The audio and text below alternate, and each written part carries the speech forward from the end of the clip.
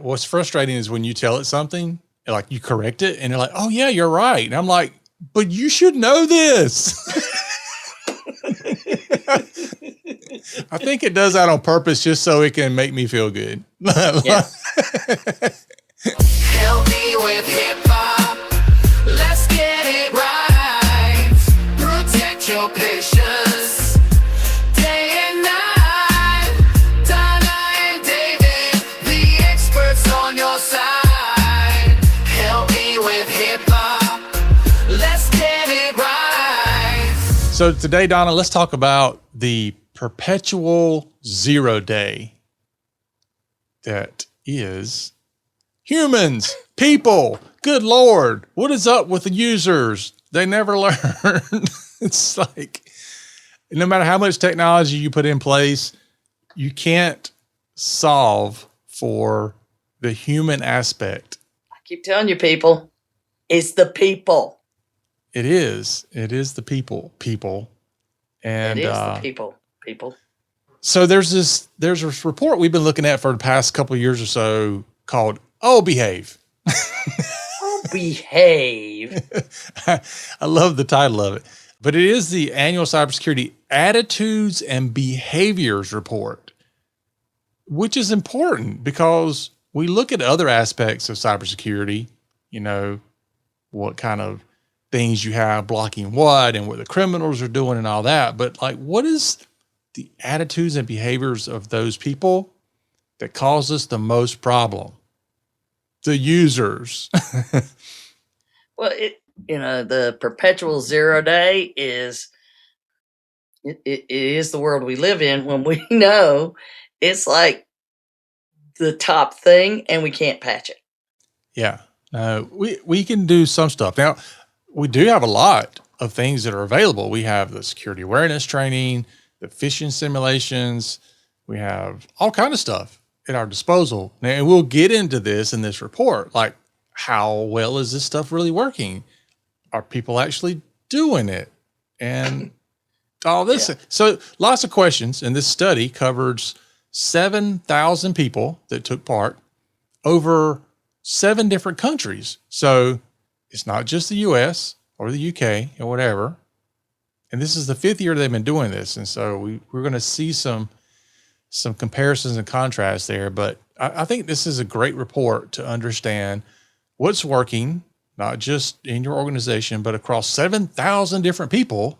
What are we seeing that works and doesn't work? And what are the attitudes about that? So you can then take what you're doing and make changes that hopefully get you better results than what we're seeing now. Well, we're always trying to figure out how to patch the person. We should have person patches. When you then you get a patch that I'm a person patch. Anyway, who knows? We call them Band-Aids. When you patch a person, it's a Band-Aid. It's a Band-Aid. Unless it's stitches. But, well, the thing that was really like, we're tired of having to talk about AI all the time, but right off the bat, boom, we get hit with AI. Yeah. Well, let's go ahead and preface this by saying the AI conversation is not going down and it's not going anywhere because it's literally changing at about a pace of every 3 weeks. So by the time you listen to this, it's already different. Well, I've even got presentations for November. So this is October 13th as we're recording. I got presentations for November for AI stuff, and I can't turn my presentation in because it keeps changing. Yeah, that's what I do is, I do it. And then at the end say, well, I had to turn this in. So this should really be changed now.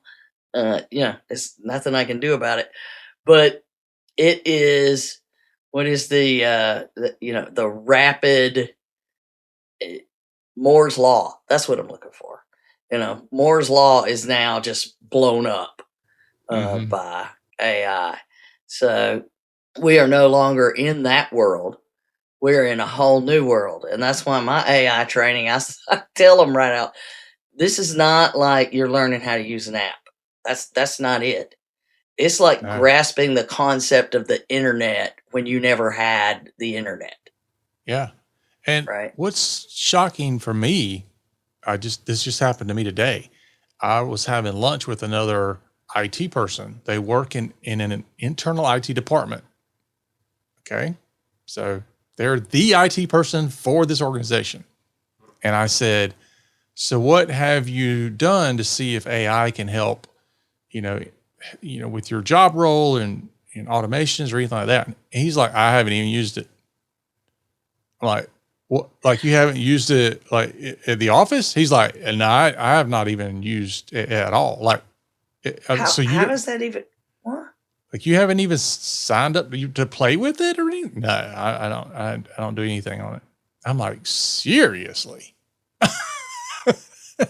And then he follows that by telling me, I'm really afraid of what is going to happen once the criminals start using AI. I'm like, they've been using it, dude.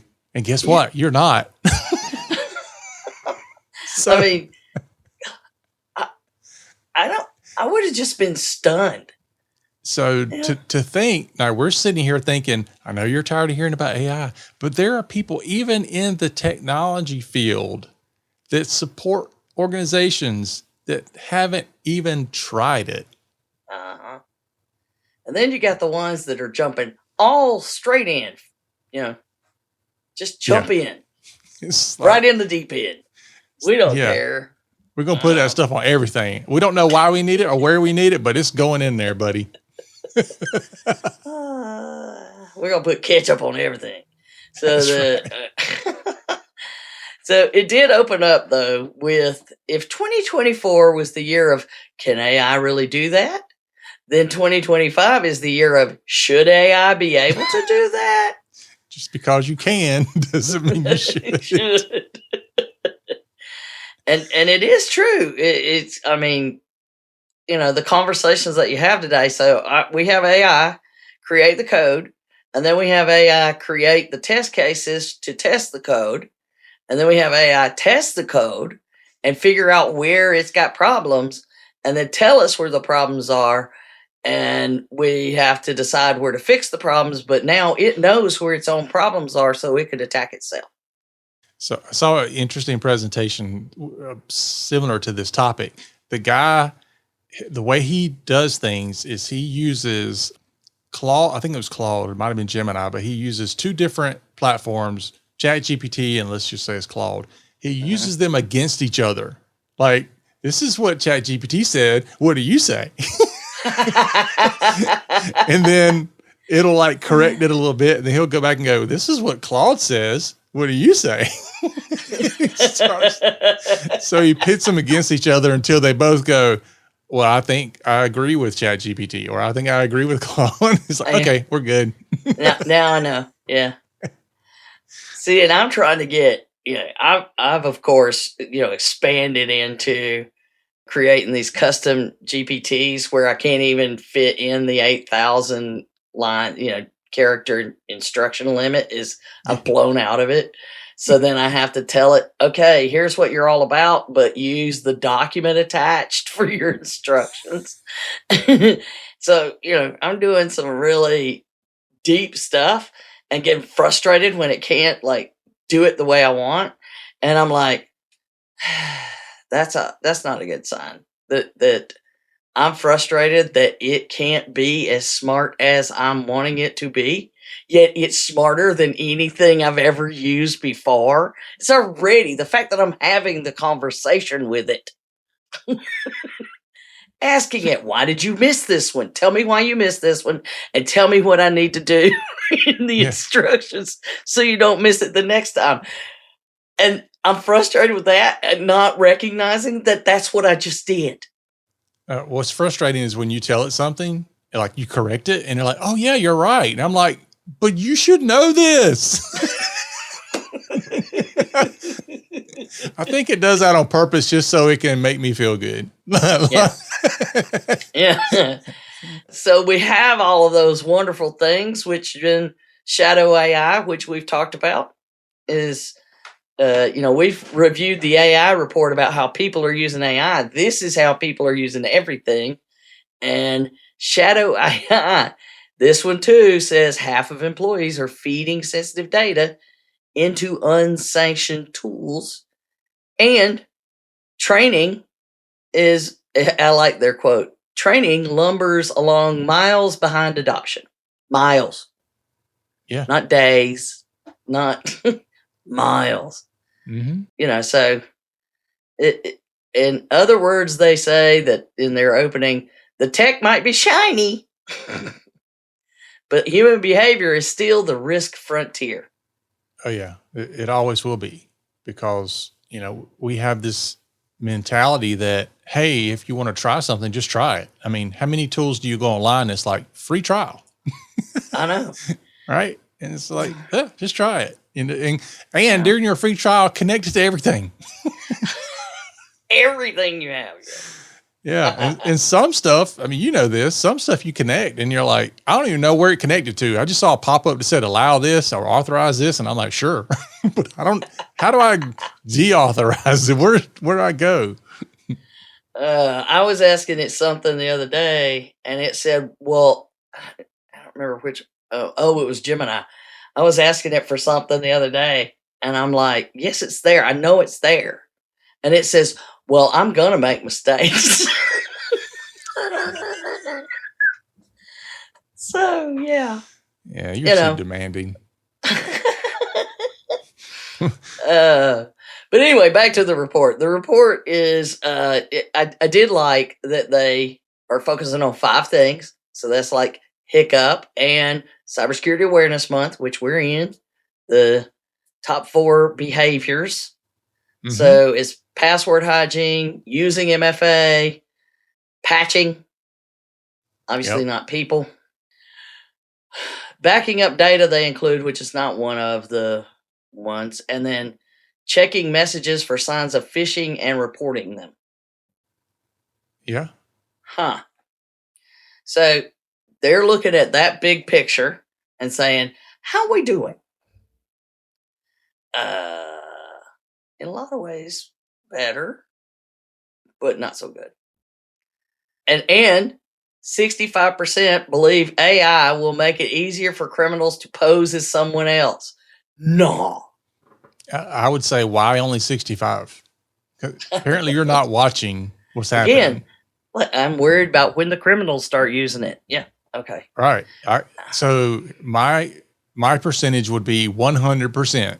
It will allow you to pose as somebody else. In fact, I've cloned myself and it's pretty convincing. So it's. Yeah. See, and here's the 58% of users report receiving 0 training on security or privacy risks. Wow. So if they're not getting training on security or privacy risk and they don't even understand what it is, then all they're getting is the training that the vendors are giving them about how to use the app. And that varies all over the place. And I do wonder when you're talking about training about security and privacy risk, if it's more like, well, just make sure you're using the right plan or tier that has the security features. Like that's turning them on or anything. The privacy risks I think are probably more important than the security risks, because security risks you can mitigate easier than the privacy risks. Yeah, because privacy is done. It's over. Once it happens, it's gone. But here's the other thing, and this was really scary, is 44% of the people responding reported experiencing a cybercrime event that led to data or money loss, which is a 9% increase from 2024. Wow. That's huge. So you need an indicator to know how the criminals are using AI they're 9% better. Yeah.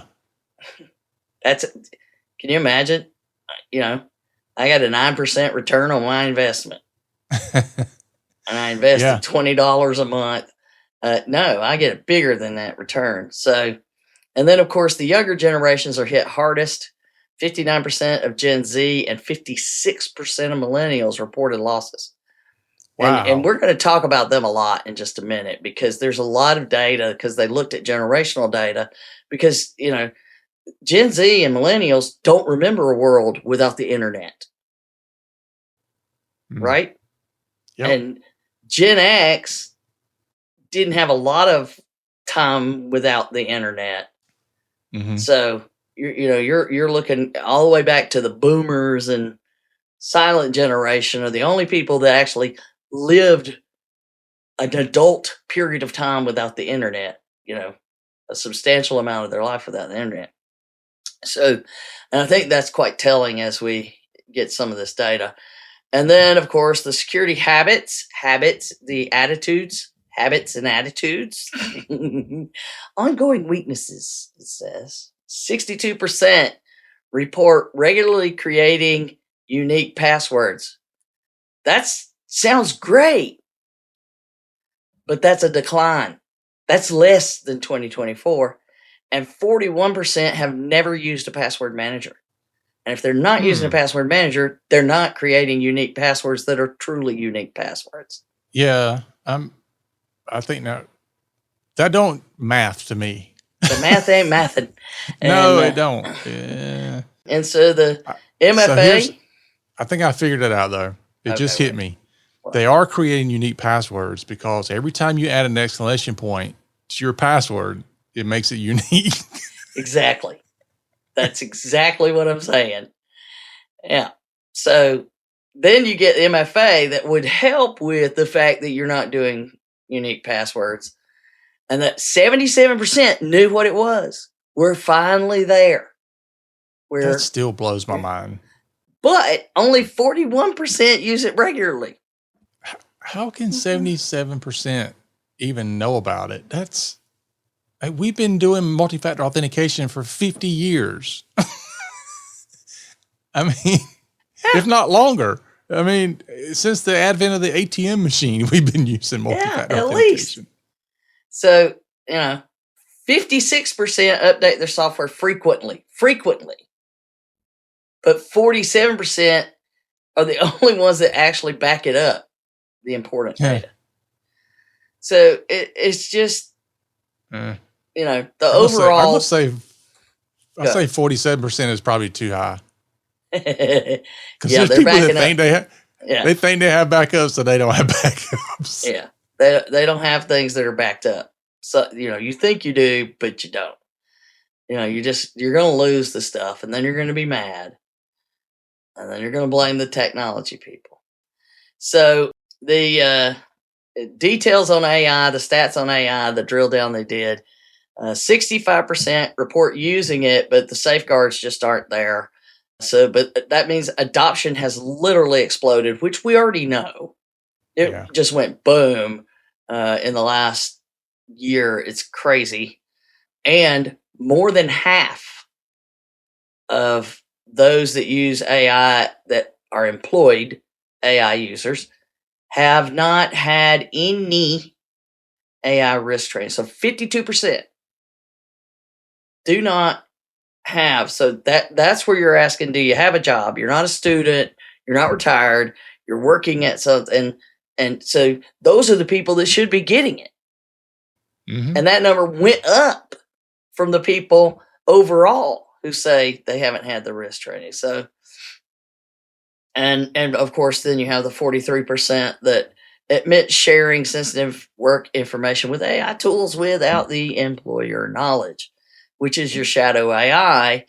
And they're doing internal documents, customer and client data, proprietary code. Tell me how this works. Oh, geez. And then you look at, so we're talking about work info, right? So 20% of the boomers have shared work info. Well, we're saying we're looking at employed folks. And while I don't guess I'll ever get to retire, other people have. And, they're boom, more and more boomers, fewer and fewer boomers are in the workforce. So Gen X, Z, millennials, 48% of the Gen Z and millennials have shared sensitive information. Good. Again, they don't remember life without the internet, and they think anything can go in there, because when they were learning all of this as a child, even, no one taught them to worry about security. You know, you don't just worry about don't take the candy from the stranger, because and you know, I guess it's good that Gen Z is only at 30%. That's good. You mean Gen X? Gen X, yes, sorry, Gen X. So the numbers, yeah, I don't know. It is very concerning at the level that the younger you are, the more adept you are to doing everything online, but the least committed you are to protecting it. Yeah. Yeah, you would think, because we always hear people say, well, these younger people grew up with this stuff and they know how to use it. No. They don't know how to use it securely. That's right. We're the ones saying you need to use it securely. They don't. They're like, and we'll get down to attitudes about that in a minute. 34% received a deep fake voice video scam call. 42% lost money. I mean, there you go. That's huge. That's the criminals using AI. And so 42% of the people also lost money. Almost, you know, that's getting close to a 50-50 chance of losing money or data. And then I thought this was interesting. Who's impersonated the most? Now, they're just asking people across the board. It would be interesting to ask about the employed ones, but I couldn't see that they had done that. So it's impersonating family, friends, and then banks. So it's about that impact of the crime that I think is huge that they are bringing up here, because they did ask, you know, how do you feel when that happens? Since you've got so many to ask, why not? I feel stupid. So many people do.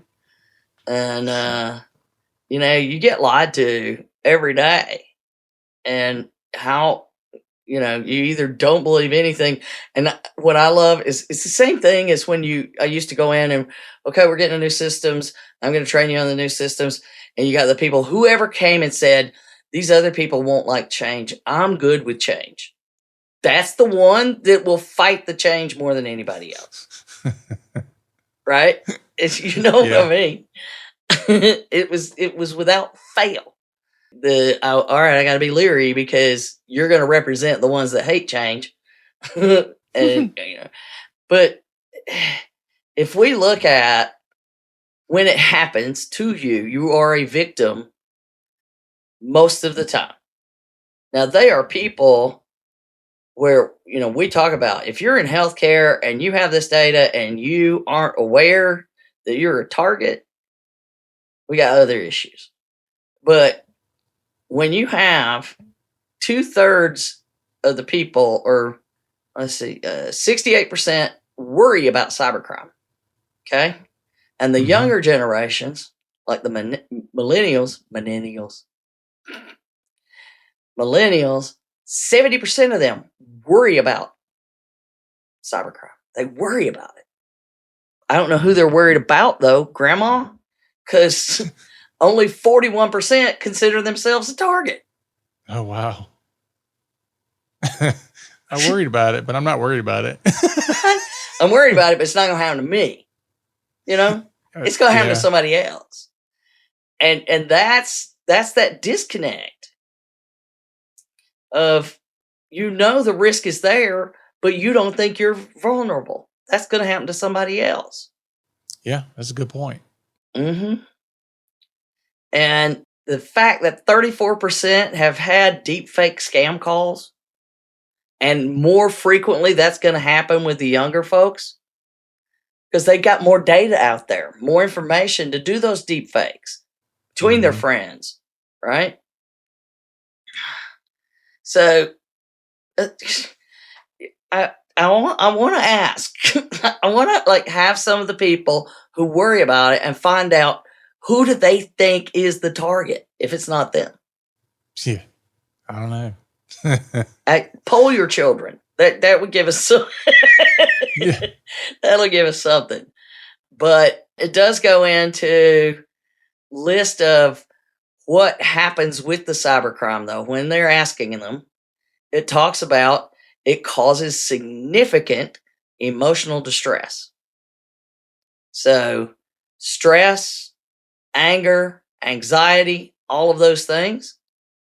So if that's what happens to them personally, when you have one of these at your office, your coworkers are also experiencing it because often payroll data goes along with all of the other business data.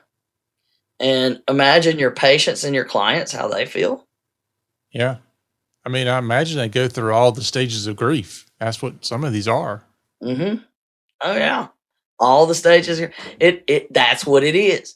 And the stress that brings on. And you work in, say, oncology. And you're going to add that level of stress to somebody if you don't do everything you can to prevent this. Yeah. So we still have that it's not going to happen to me thing, but they used another phrase that is the knowing and doing gap.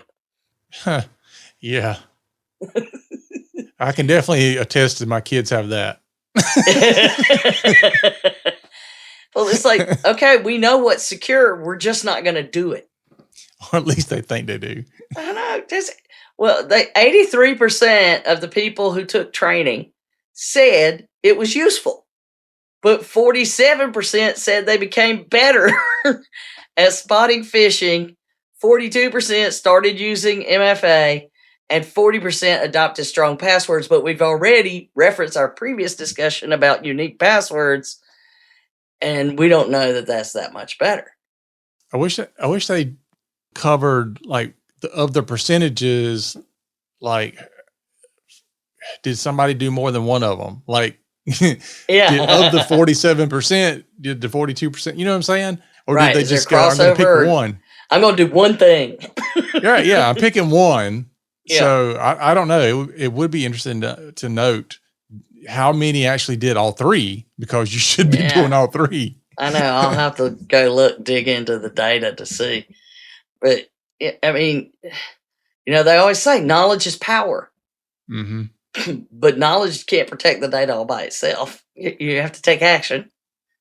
Well, I heard something interesting the other day, and it was talking about something that had nothing to do with this, but they said now, we're obviously way into the information age, and used to, it was a lack of information. We thought kids are not doing what we need them to do because there's a lack of information. Yeah. Now there's an overabundance of information. And so there's not a such thing as a lack of information. There might be a lack of accurate information, but there's not a lack of information. What there's a lack of is there's a lack of implementation of almost anything. You can go learn any skill, but people rarely actually implement the skill that they learn. They want to keep on this learning path. They're afraid of what it looks like when they try to implement something and it doesn't work. Or you have the backside, which is, I don't have time to do it. Yeah, well, that's always an argument. Yeah. But I mean, that right there is the precise reason that in the boot camp, we have everybody sit at the end of every session and make notes about what it is they need to do from what they learned in this last session. Mm-hmm. Because, and then we assemble it all at the end to create your action plan. Yeah. Well, it takes a mind shift in understanding time can't be managed. So when people are like, I don't have time to do it. Well, it's because you're trying to manage your time. You can't manage time. You have to manage your priorities. Exactly. And fit them into time slots.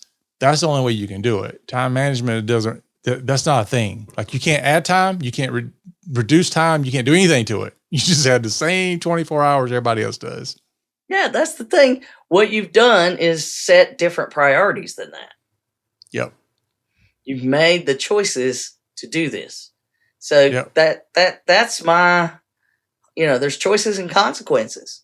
That's what we teach kids. Choices and Yep. consequences. Yep. So you have time. I used to say this to my kids all the time. You have time to do it. It's just, do you give that priority to fill that time slot? Mm-hmm. You have to make that choice. See, that's exactly it. And that's the number one reason people say that they don't do training, that they skip training because they don't have time. They don't find it important enough. Mm-hmm. Yeah, and I get that. I mean, there's nothing that would irritate me more than paying to go to a conference that I'm going to get education at and then not come back and implement things. I have a huge problem with that. Mm-hmm. And so I always made it a point anytime, and I still do, anytime I go to something to get educated, at least one thing has to be implemented right away. I have to start doing it right away. Because if you don't, I don't have time, and then it gets, you get overwhelmed. What I call the re-entry burns when you come back to the office. Oh, Lord. Yeah. Splash down. I always say for every day you're not in the office, it takes 2 days to catch up. Right? Because decisions. Which ones am I going to deal with first? So, indeed, it's all of the folks that say, I don't have time. Or the second most frequent reason is that they don't think it'll reduce risk. We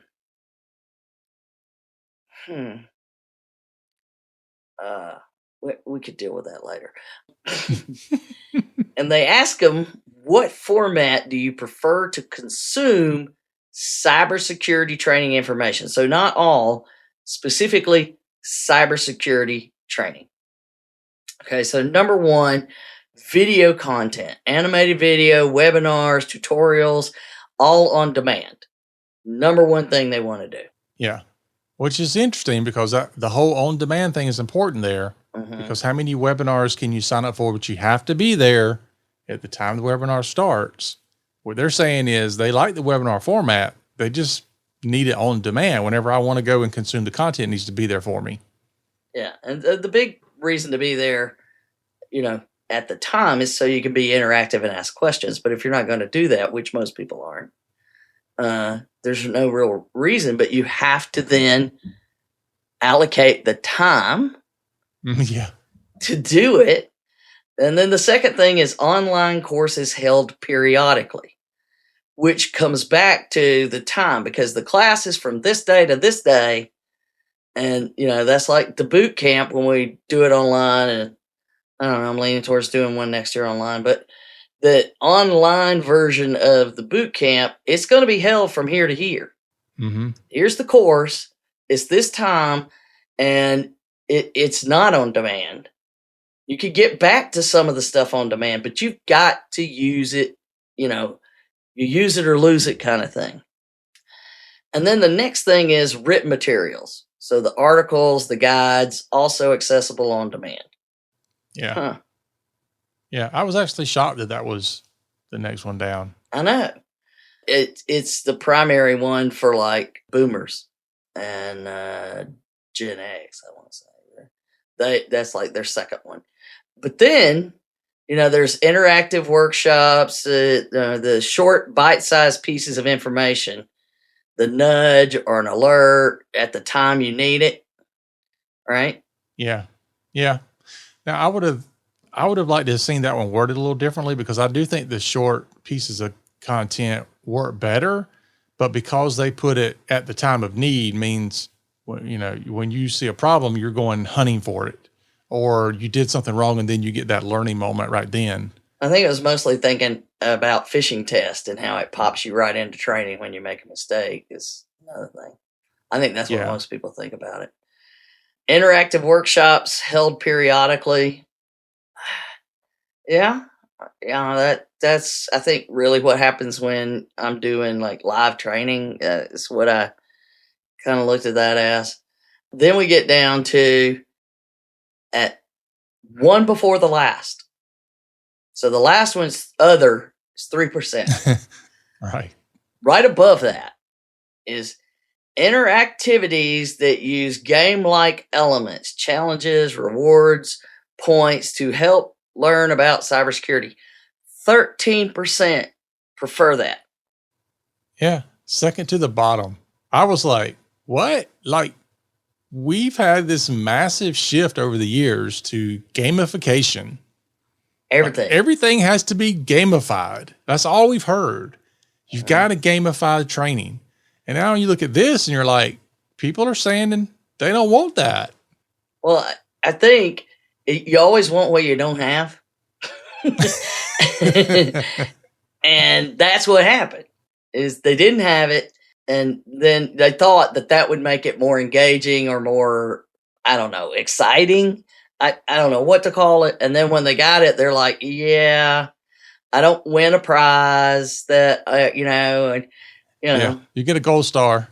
But still, it's like, okay, the whole gold star thing, the thing that makes it work when you're in kindergarten and you have the gold star is that you see your gold star against everybody else's silver star. So it's a competition. And if you don't make your gamification competing with other people, and not just competing, but it's like you almost have to compete with people you know. Because just because I'm beating Bob that lives in California, I have no idea who he is. I don't care. But if I'm beating Donna, heck yeah. So I think it's more of a how is it actually implemented and used and all that. And I don't think we've done a great job of figuring that piece out. But it also, in that case, has to do with somebody that is competitive. Other people aren't motivated by competition. Yeah, they're motivated by accomplishment. It's what I said. Yeah, there are those crazy folks like that. But that is that I don't think there's enough mix of, the goals and the competition. Here's your goals, and you achieve your goals, and now it's who's achieved their goals. And I don't know whether anybody else has, but I have, and they're competitive with themselves more so than with others. It's what generally you see. And so I think that's had a lot to do with it, is that it doesn't address both. Yeah. And I don't know how you can easily. But I mean, I think the reward system works because you still see all these restaurants like come in and buy 10 cups of coffee and get your 11th one free. Like, there's still reward systems out there. And so I think it does work. It may not be as effective, but I also think it was kind of implemented like AI is now. We just poured gamification on everything. Yeah. And so I think it just got overused and saturated, and people were like, yeah, it was fun for a minute. Now it's not. Yeah, it became too much, I think. So I was like, all the crap that I took over how to gamify things, and I'm like, So anyway, back to the, reasons I don't care about training. After all of that is I don't have time. I don't think the training will reduce the risk of me being a victim. And then number 3, cybersecurity isn't important to me. Wow. Then you got, I already know enough about cybersecurity. I don't need any more. I wouldn't gain anything by completing the course, which I think those two go together. I wasn't able to do it. And then I don't know, others, 1%. I don't know what other feels about it. But, we've got all of this happening with the training where, it's a pretty broad what I prefer. And we've always said you've got to give training in multiple ways, right? It needs to be this person learns better this way, this person learns better this way, this will get your attention, this makes it more memorable. It's a marketing program for cybersecurity awareness. You have to treat it like a marketing program, not an educational program. In school, you could make it's a course on cybersecurity, but at work, it needs to be a marketing campaign for cybersecurity. awareness, not education. And I think that's a big problem because that's where you end up with, well, I'm not going to learn anything. It's not no value to me. And then it leads into, and this is really where I'm like, okay, this just ties it all together. Because here we got folks admitting to putting confidential data into systems, and they had no training about risk to anything. They know they're doing it. They know it's not approved, and they're not telling anybody. They don't like to go to training. I have been a victim, but it's not going to be me. All of these things. And that's where that whole attitude thing. And then you get nearly 48% say they feel highly, nearly half, which is 48%, say they feel highly confident in their ability to do this. And if we break it down by generation, the millennials are the highest at 60% and Gen Z at 58%. But they're also the ones that get hit by the cybercrime.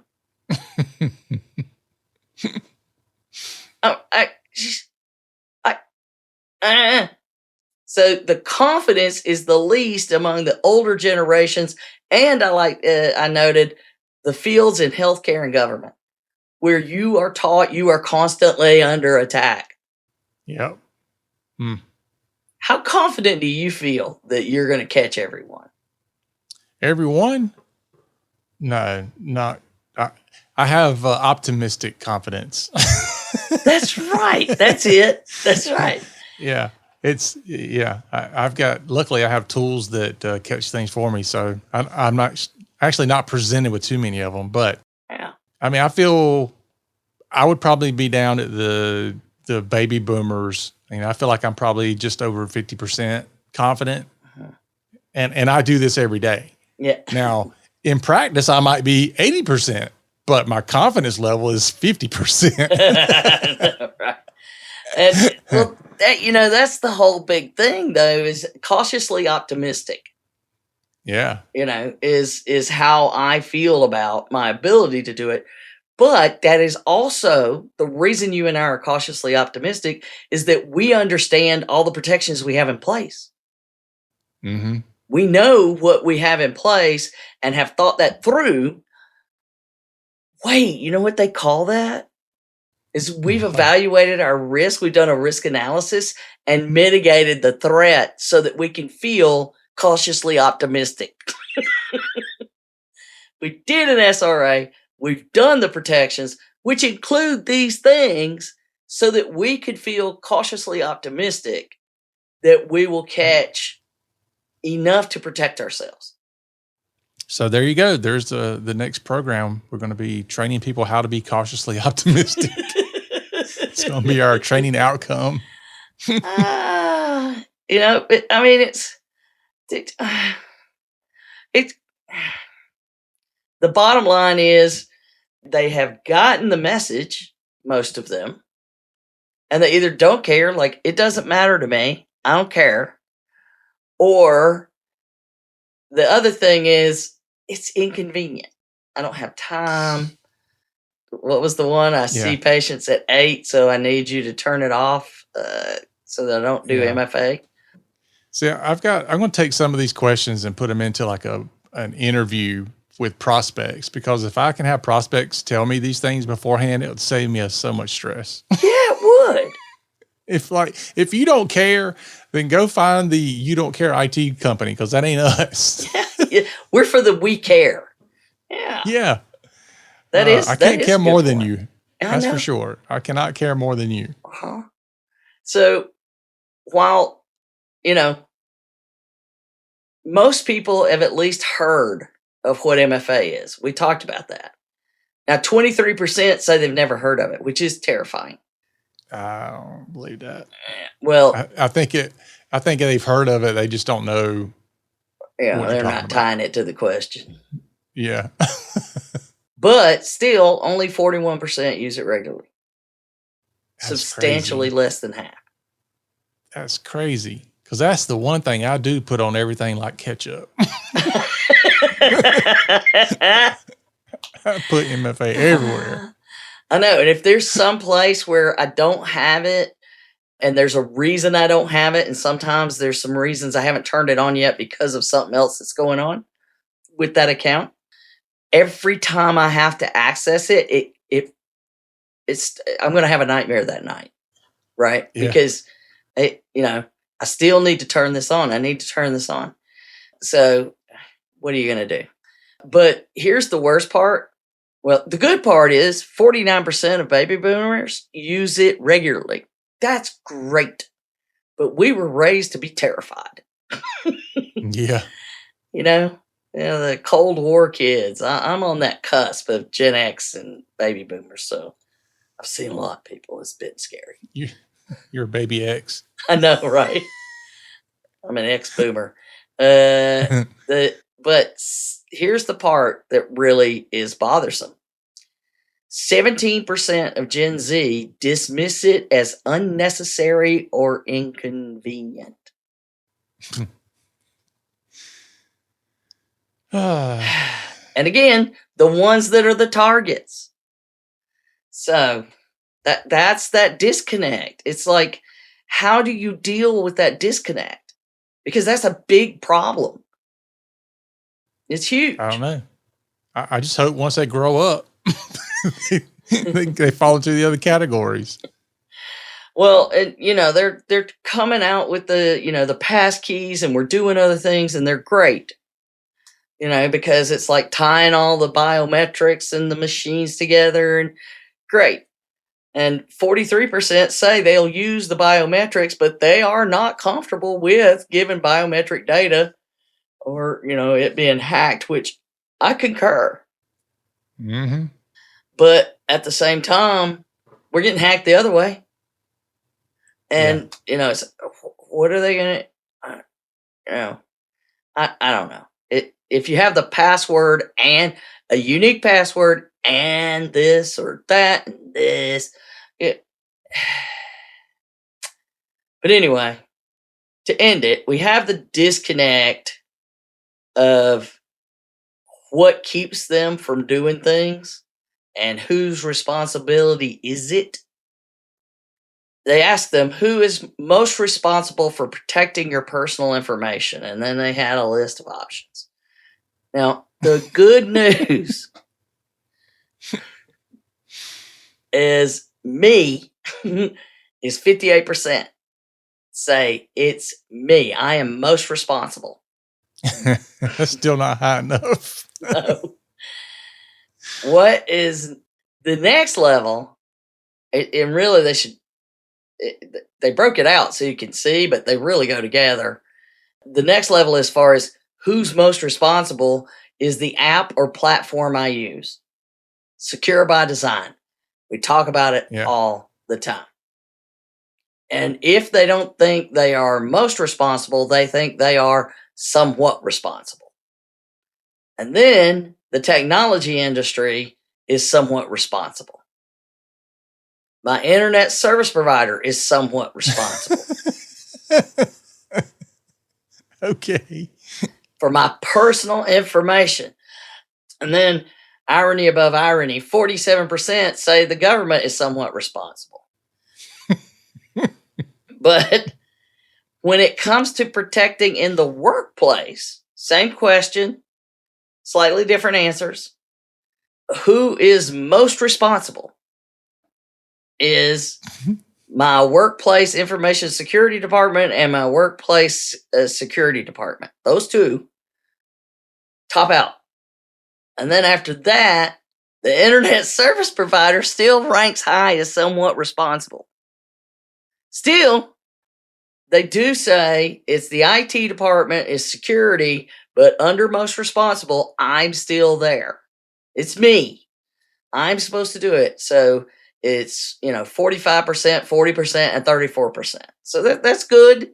They're still there, but it's still putting as we talked about, it's like IT is responsible for everything. Mm-hmm. But the highest number, when you're looking at what's least responsible in workplace, it's the government is least responsible. They don't want the government to be responsible for workplace, just me. So I'm like, so many things don't make sense.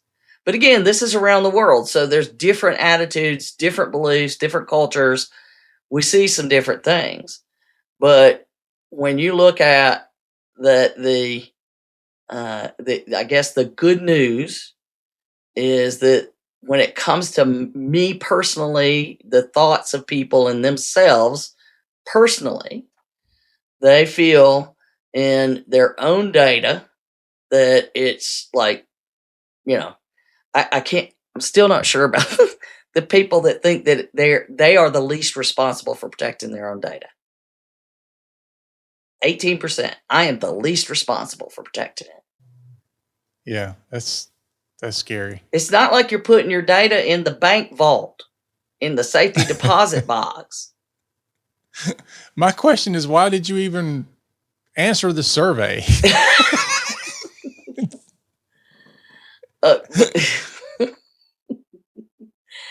Yeah, I still don't understand it, but that's bad, on your personal level. But at work, while we have a large, it's right up there.